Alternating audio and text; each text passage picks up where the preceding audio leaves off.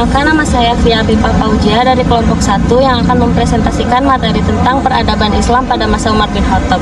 Umar bin Khattab memiliki nama lengkap yaitu Umar ibnu Khattab, ibnu Nufail, ibnu Abdul Uzza, ibnu Riyah, ibnu Abdullah, ibnu Qur, ibnu Abdi, ibnu Ka'ab.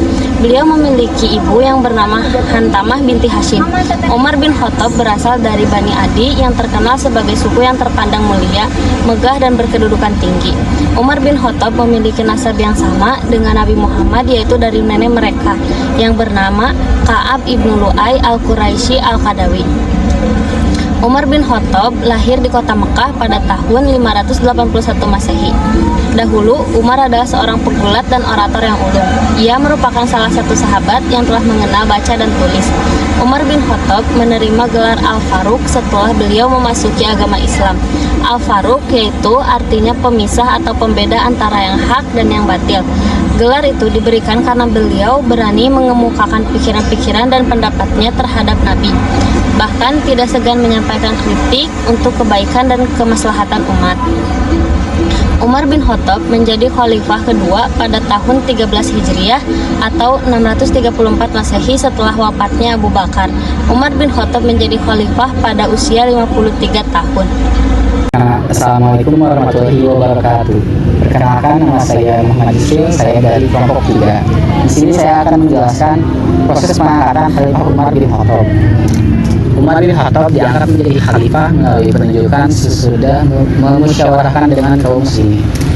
Abu Bakar menunjuk Umar sebagai pengganti walaupun Nabi SAW tidak melakukan hal tersebut menjelang wafatnya. Hal ini menurut Abu Al-Wahhab Al-Najjar ketika Rasulullah SAW wafat, umat Islam terbagi menjadi 2 kelompok dan menetapkan bahwa pemimpin mesti berasal dari kelompoknya. Hal itu terjadi karena Nabi SAW tidak menentukan penggantinya sebelum wafat. Dalam rangka menjaga stabilitas negara agar umat Islam terhindar dari perpecahan, maka penunjukan Umar menjadi khalifah dilakukan oleh Abu Bakar dan piagam penunjukan itu dibuat sebelum beliau wafat. Kebijaksanaan Abu Bakar diterima masyarakat dan segera membayarnya secara ramai-ramai. Umar menyebut dirinya Khalifati Rasulullah atau yang artinya pengganti dari pengganti Rasulullah. Beliau juga memperkenalkan istilah Amir al-Mu'minin, yaitu yang artinya komandan orang-orang yang beriman, dan tetap menjadikan Madinah sebagai pusat pemerintahan. Perkenalkan, nama saya Putri Kurtilaila. Saya akan menjelaskan tentang keberhasilan yang dicapai masa Khalifah Umar bin Ibnu Khattab. Penataan administrasi pemerintahan pada masa ini, negara Islam Madinah sudah bersentuhan dengan negara-negara luar yang sudah maju, yaitu Persia dan Byzantium. Dalam kepemimpinannya, Umar itu hanya melanjutkan kebijakan pemerintah Abu Bakar dalam perluasan wilayah Islam keluar semenanjung Arabia, namun mengandalkan pembaharuan administrasi dalam pemerintahan. Oleh karena itu, Umar dianggap sebagai peletak dasar kedaulatan Islam. Untuk B, melanjutkan ijtihad. Berani melakukan ijtihad namun tetap menjunjung tinggi prinsip-prinsip musyawarah. Ijtihad meliputi berbagai masalah kehidupan, baik dalam bidang ibadah maupun bidang-bidang kemasyarakatan lainnya. Dalam peribadatan antara lain dalam takbir, dalam sholat jenazah, penyelenggaraan sholat tarawih berjamaah, penambahan kalimat as-sholat khairum minan naum, dalam azan subuh, dalam bidang kesejahteraan umat antara lain pemberian gaji bagi iman dan muzain atau tukang azan, pengadaan lampu penerangan dalam masjid-masjid, pengorganisasian khotbah-khotbah, pendirian Baitul Mal, penghapusan pembagian tanah rampasan perang atau fai, pembangunan terusan di kota-kota seperti Basra, Kufah, Fustat, dan Mosul, dan pembangunan sekolah-sekolah dalam bidang hukum adalah mengenai pembagian harta warisan,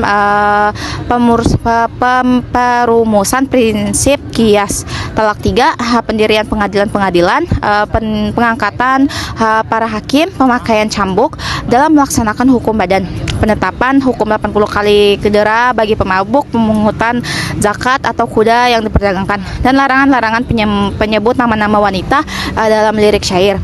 Penentuan kalender hijrah pun merupakan hasil ijtihad yang diabadikan sampai sekarang. Untuk C, perluasan wilayah ekspansi. Ekspansi yang terjadi pada masa Umar Ibnu Khattab merupakan gelombang ekspansi pertama, yakni melanjutkan ekspansi yang telah dilakukan pada masa Abu Bakar As-Siddiq Pada masa ini terjadi ekspansi kekuasaan Islam secara besar-besar sehingga lebih dikenal periode Futuhat al-Islamiyah atau perluasan wilayah Islam. Mula-mula tentara Islam menguasai Damaskus tahun 635 Masehi. Setahun kemudian mengalahkan tentara Bizantium di pertempuran Yarmuk sehingga seluruh wilayah Syria jatuh ke dalam kekuasaan Islam. Dari Syria ekspansi dilanjutkan ke Mesir di bawah pimpinan Amr ibnu As dan ke Irak di bawah pimpinan Sa'ad Babylon di ibnu Mesir Abi dikepung Waqqas. tahun 640 Babylon di Mesir dikepung tahun 640 tentara Bizantium di Helipolis dikalahkan dan keberhasilan perluasan wilayah Islam pada masa Umar itu telah mengagumkan semua pihak. Hal itu disebabkan kecerdasan, keberanian, ketegasan sikap ditambah dengan kemampuan manajemen baik yang dimiliki Umar dalam memimpin negara baik sipil maupun militer.